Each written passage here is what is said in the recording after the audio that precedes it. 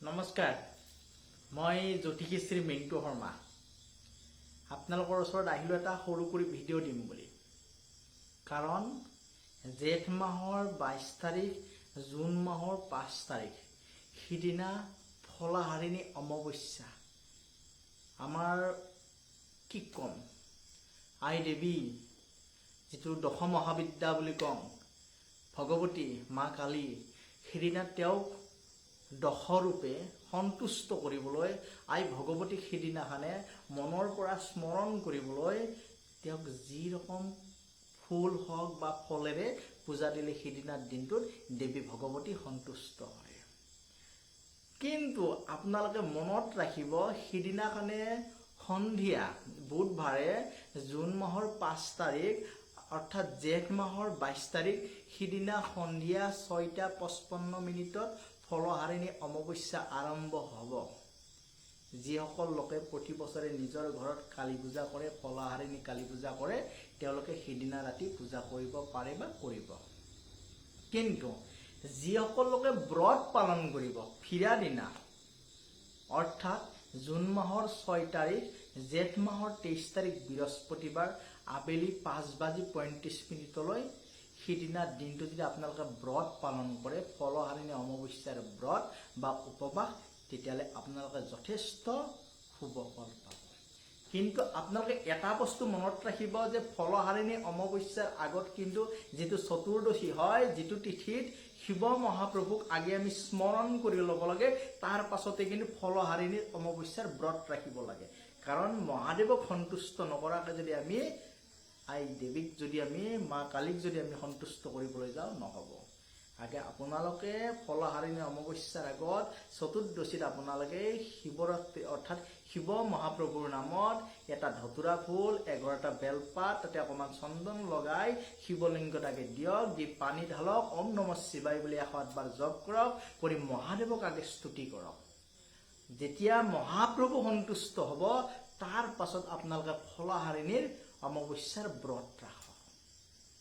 ফিৰা দিনা বৃহস্পতিবাৰ বা সিদিনা ৰাতিও ৰাখিব পাৰে, ফিৰা দিনাও ৰাখিব পাৰে।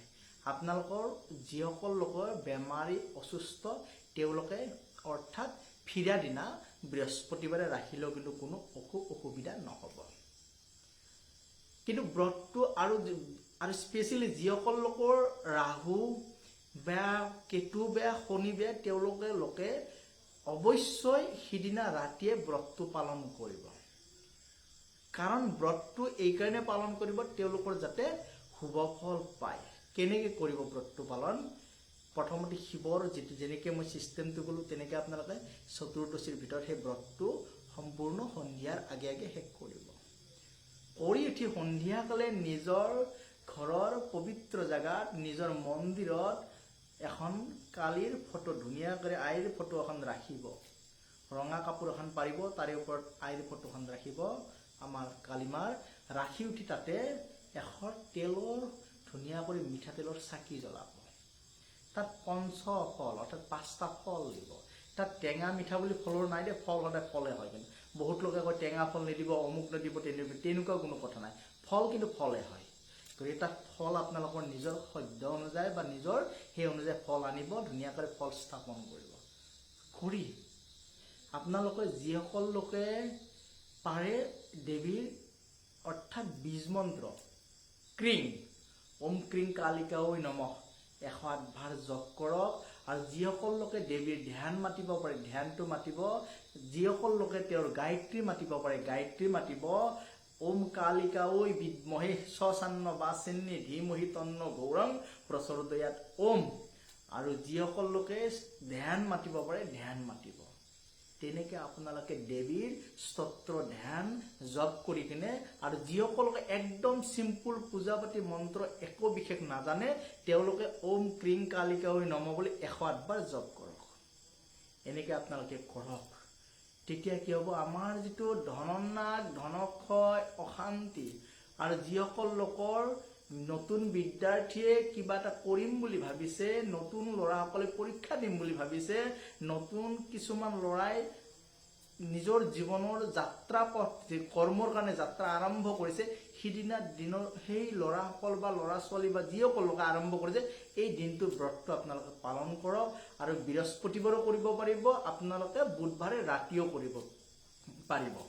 কিন্তু বিশেষকৈ যিসকলকে সিমান মন্ত্ৰৰ প্ৰতি যিসকলৰ সিমান ধাৰণা নাই তেওঁলোকে বৃহস্পতিবাৰে এই মন্ত্ৰখিনি কিন্তু জপ কৰিব পাৰিব।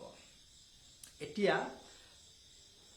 একচুৱেলি ফলাহাৰিণী কালী পূজাটোনো কি? বহুতে কয় ফলাহাৰিণী কালী পূজা, ফল দিলে দেৱী সন্তুষ্ট হয়। মানিছোঁ ফলাহাৰিণী সেই দিনটোত ফল দিলে দেৱী সন্তুষ্ট হয় বা সিদিনা দিনটোত নানান ৰকমৰ ফলেদি দেৱীক পূজা কৰিব লাগে। কিন্তু ফলাহাৰিণী অমাৱস্যাটো হ'ল কি জানে? আমাৰ জীৱনৰ যেনেকৈ আমি সদায় আমাৰ যেনেকুৱা বছৰটোত আমি যিবিলাক ধৰি লওক আই ইনকাম কৰিলে যেনেকৈ আমি বছৰৰ মূৰত এটা অডিট কৰোঁ বা এনেকুৱা হ'ল বা মাৰ্চৰ পৰা মাৰ্চলৈ যিটো আমাৰ অডিট কৰোঁ বা চিয়ে আমাৰ নানান ধৰণৰ যিবিলাক অডিট বা কিবা কিবি কৰি দিয়ে, আমাৰ জীৱনৰ বছৰটোত আমি যিটো ধৰ্ম কৰিলোঁ কৰ্ম কৰিলোঁ তাৰ যিটো অডিট হয় সিদিনা সেই দেৱীয়ে আমাক সেই ধৰ্মখিনিক আমাক ফলৰূপে বা আমাৰ জীৱনত ছাকচেছ ৰূপে সিদিনা দেৱীয়ে আমাক বৰ দিয়ে বা আমাক আমাৰ জীৱনৰ নিগেটিভবোৰ পজিটিভলৈ পৰিণত কৰে। গতিকে আমি বছৰটো পাৰিলে ধৰ্মত থকাটো অতি প্ৰয়োজন আৰু বৰ্ষটো আমি যেনেকৈ পাৰোঁ জীৱনত বা দিনটোত মাহত বা দিনৰ ভিতৰত যেনেকৈ নহওক দেৱীক হওক যিকোনো ভগৱানৰ নামত আমি অকণমান হ'লেও ধৰ্ম কৰিব লাগে। তেতিয়াহে আমি সন্তুষ্ট হ'ম, তেতিয়াহে আমি আমাৰ জীৱনৰ পজিটিভ এনাৰ্জিবোৰ পাওঁ। গতিকে এনেকৈ আপোনালোকে ফলাহাৰিণীৰ অমাৱস্যাৰ ব্ৰতটো পালন কৰক। সেইদিনা মই প্ৰভুৰ আই দেৱীৰ চৰণতে এপাক ফুল যেনেকৈ নহওক দিমে, আগে বছৰ দি আহিছোঁ বা সিদিনা দিনটোতো মই দিমে। ঠিক আছে, গতিকে আশা কৰোঁ আপোনালোকে এনেধৰণে ব্ৰতটো পালন কৰিব।